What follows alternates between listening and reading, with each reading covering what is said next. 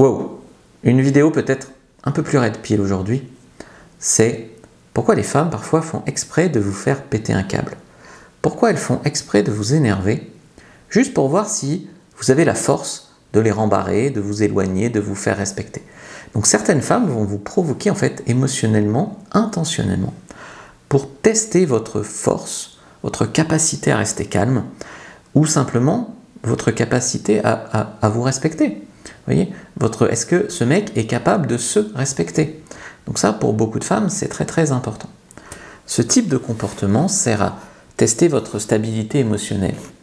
Donc elle ne veut pas d'un faible, si tu veux que je te le dise comme ça. Elle veut un mec solide, qui a un contrôle de soi, ou en tout cas qui connaît sa valeur. Elle veut percevoir une valeur perçue. C'est pour ça que les stoïciens, ils ont beaucoup de succès en ce moment. Donc c'est un test inconscient, d'ailleurs parfois volontaire, pour voir si vous êtes réactif ou stable, si vous vous écrasez devant elle, devant une petite nana, ou si vous imposez vos limites, de voir si vous restez digne ou si vous vous humiliez, vous perdez le contrôle, etc. Donc dans cette vidéo, on va voir pourquoi certaines femmes vous poussent à bout, et puis on va voir pourquoi elles se sentent légitimes à faire ça en fait. Moi, ça ne me viendrait pas à l'idée, quand je rencontre une femme qui me plaît, de faire tout ce cinéma. Donc pourquoi? Alors, les femmes peuvent provoquer volontairement des tensions pour tester votre stabilité émotionnelle. Donc des fois, voir si vous êtes un mec sanguin, violent, dangereux, enfin voilà. L'homme, c'est facile d'être calme quand c'est calme, et elle veut aussi te voir en conditions extrêmes. Elle va voir si tu réagis bien, si tu gardes ton calme. D'ailleurs, je me souviens d'une fois une fille qui, bon, elle me dit qu'elle avait fait un rencard avant moi, le rencard d'avant, ils avaient fait une balade ensemble à Sainte-Victoire, c'est une montagne près de chez moi, et le mec, il s'était perdu, et la nuit tombait, et le mec avait complètement paniqué, elle m'avait dit comme une fillette. Et du coup, elle n'avait pas couché avec lui. Tu vois. Donc, vérifiez si vous êtes capable de maintenir vos limites, elle va essayer d'être en retard, de raconter des conneries, enfin voilà. Et aussi la capacité de vous éloigner sans perdre votre équilibre. Ou si vous êtes complètement en manque, complètement en chien, complètement en mode nice guy, voilà, elle va tester tout ça. Donc comment tu dois réagir à ce genre de test? Ne pas réagir impulsivement. Donc tu ne réponds pas à la provocation, tu en rigoles. Si tu réponds, tu rentres dans le jeu, tu lui donnes le pouvoir. Garde ton calme. Ton calme, c'est ta force. Tu respires, tu gardes ton calme, tu t'en rigoles, petit sourire en coin. Surtout, tu respectes tes limites. La question, c'est de te demander si tu peux faire ça sans t'humilier avec elle. C'est une bonne question à se poser. Est-ce que je peux rester 20 minutes l'attendre sans m'humilier? Est-ce que je peux accepter 3 lapins sans m'humilier? Est-ce que... Bon, ça dépend des gens. Moi, je dirais que non, mais ça dépend des gens. Se retirer n'est pas un signe de faiblesse. Donc, tu dois partir dignement, sans insister. Montrer que ta valeur n'est pas négociable. Donc, quand elle déconne, je sais pas, 3e rendez-vous, il ne se passe rien. Écoute, c'était vraiment cool, mais je ne sais pas si tu te sers de moi, si tu ne veux pas coucher avec moi, si tu as un problème avec le sexe. Donc,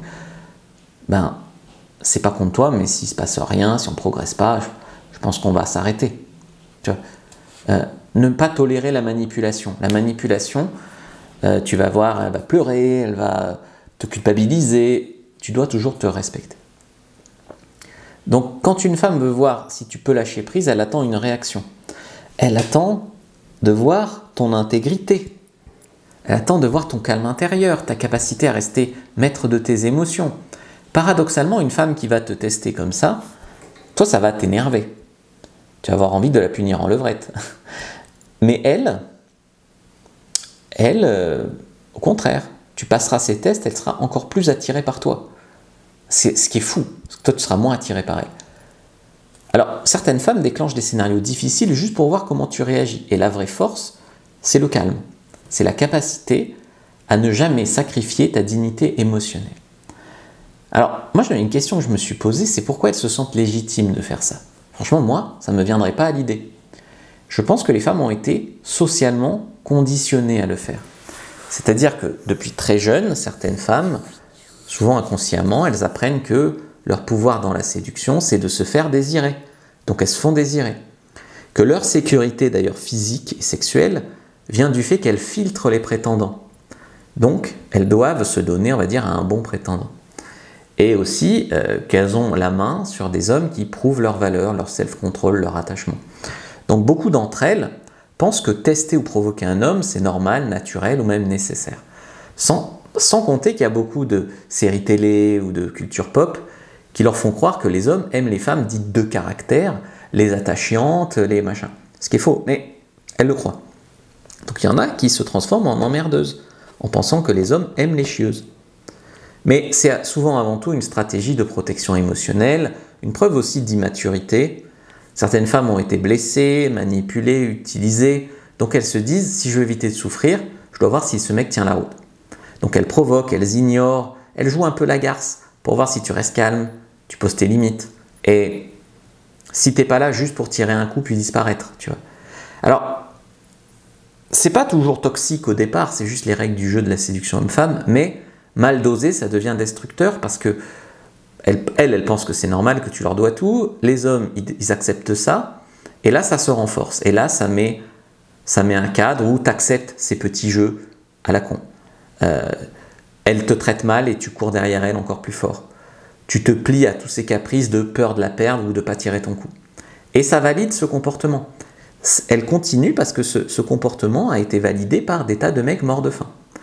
Et donc elle en conclut, si je le traite comme ça et qu'il reste, je vaux plus qu'elle, je vaux plus que lui, pardon. Elle te traite mal et tu restes, elle vaut plus que toi. Et ça se répète, et ça se répète. Puis elle perd son respect pour toi, elle tombe pas amoureuse. Toi, tu le fais pas parce que, déjà, tu penses que si tu le fais, tu vas la perdre. Ensuite, peut-être que tu as une fierté, une intégrité, tu te dis que tu n'as pas besoin de ça, et ça c'est une vraie force. Que toi, tu testes pas quelqu'un pour l'aimer, que tu observes, tu ressens, tu respectes, et tu n'as pas besoin de manipuler l'autre pour voir. Donc ça c'est bien. C'est un signe de maturité émotionnelle, de clarté, de confiance. Mais il y a beaucoup de femmes qui n'ont pas intégré ça dans leur modèle relationnel. Donc ce que tu dois faire, c'est comprendre comment ça marche. Moi, je te conseille d'accepter les règles du jeu de la séduction. Ça veut dire les excuser, les comprendre. Et ensuite, tu mets tes limites calmement. Moi, ce que je cherche dans la vie, c'est une vraie connexion, hein, pas des petits jeux comme ça. Voilà. Recadrage, soft. Je t'ai fait une fiche sur les tests des femmes. Prends-la, première description de la vidéo, lien en commentaire épinglé sur YouTube. Like, commente, partage, regarde une autre vidéo avant de partir. Et prends ta fiche sur les tests.